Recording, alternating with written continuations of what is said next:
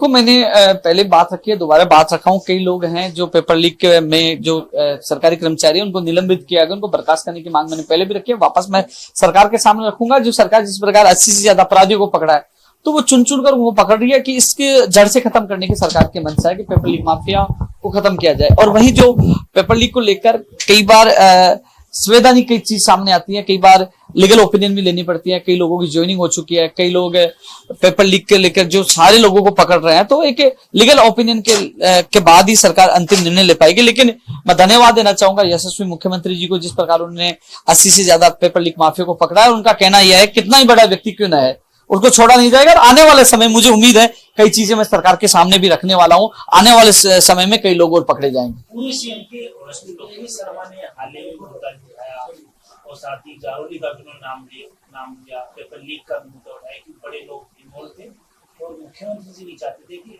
बड़े लोगों को इस तरह से निकाला। देखो, जिस प्रकार मोदी जी ने भी कहा, पहले जब चुनावों के दौरान मोदी जी ने कहा कि पेपर लीक माफिया को नहीं बख्शा जाएगा, और आपने देखा होगा सरकार बनते ही सबसे पहले युवाओं की तरफ ध्यान माननीय मुख्यमंत्री ने दिया, एसआईटी का गठन किया, और आप देख रहे हो कि लगातार पेपर लीक माफिया पकड़े जा रहे हैं।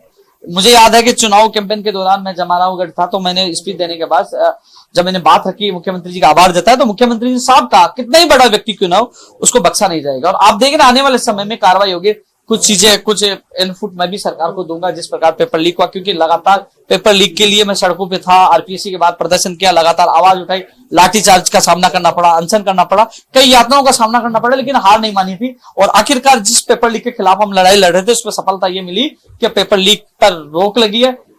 8 से ज्यादा भर्ती परीक्षा कर्मचारी चयन बोर्ड ने और 5-6 परीक्षाएं शायद लगभग आरपीएससी ने करवाई है। एक भी पेपर लीक नहीं हुआ है, युवाओं को राहत मिली है, पेपर लीक माफिया को पकड़ा गया। आने वाले समय में मैं सरकार से कहूंगा कि जो फर्जी डिग्री और डिप्लोमा के खिलाफ भी कार्रवाई की जाए।